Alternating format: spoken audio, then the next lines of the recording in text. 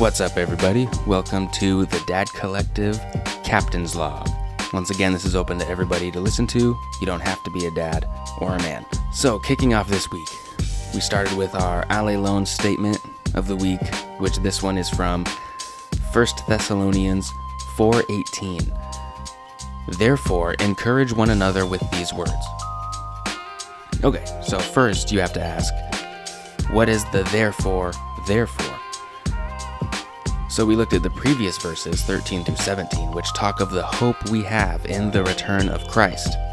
And the Greek word used in this passage for hope is the word elpis, E-L-P-I-S, which does not refer to a mere wishful thinking. It means confident expectation. We have a confident expectation that God will fulfill what He has promised, and we are to share this with others to encourage them during our time on this fallen earth. The church of Thessaloniki was commended by Paul for their faith and love.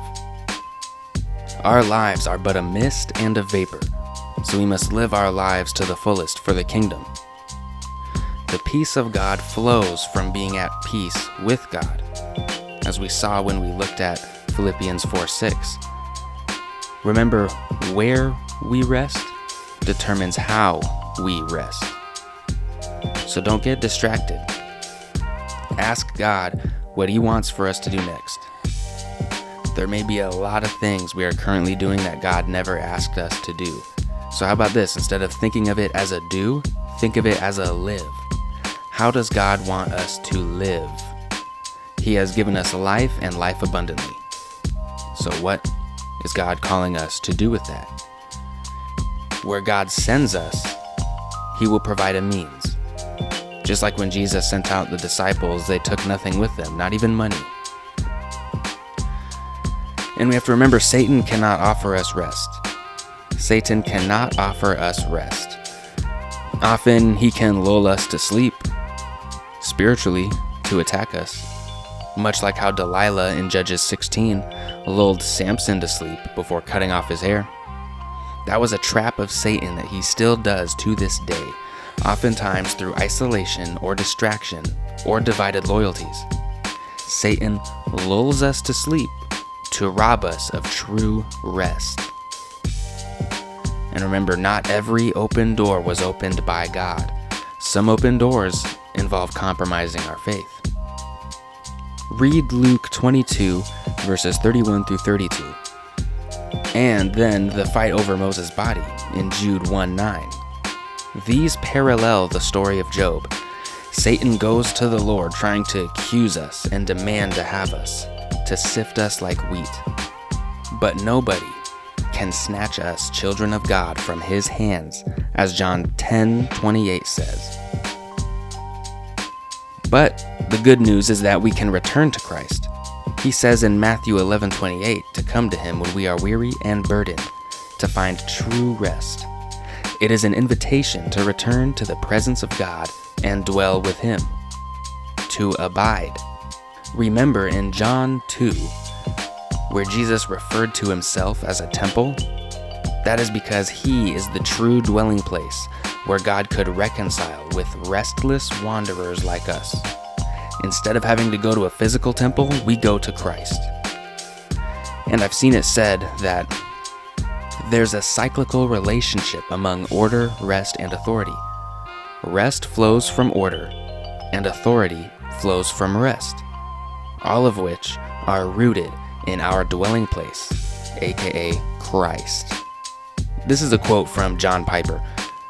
To be a real Christian in the days ahead will require a kind of radical recovery of the ancient early church commitment to being more intentionally detached from the patterns of the world.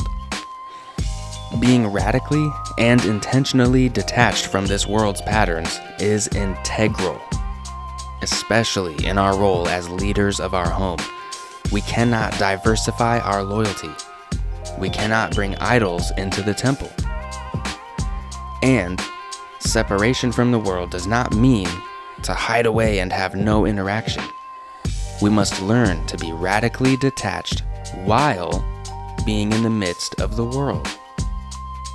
But if we spend every day or moment of free time indulging in worldly things, it will have an adverse effect on us. And it is important to live in the present moment. Stop worrying about the future. Stop worrying about the past. Focus on dwelling in Christ now. After all, God gives us manna for today. And as dads, this is how we must be with our families. Be present and intentional. But also, don't forget to be intentional about time for yourself.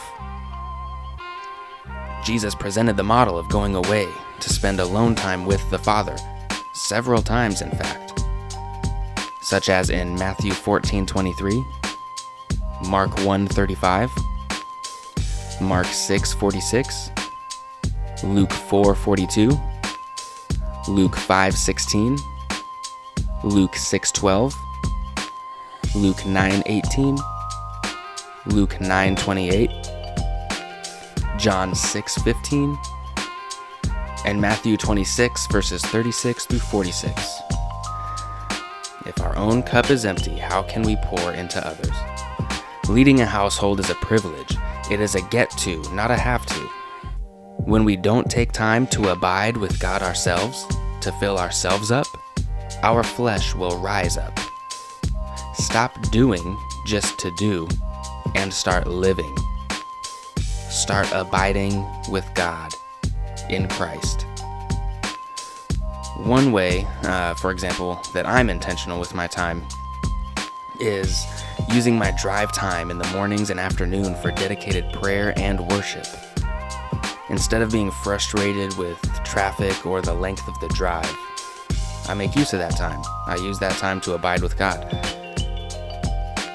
So, be grateful, be joyful, and enjoy the journey. I'll see y'all next week.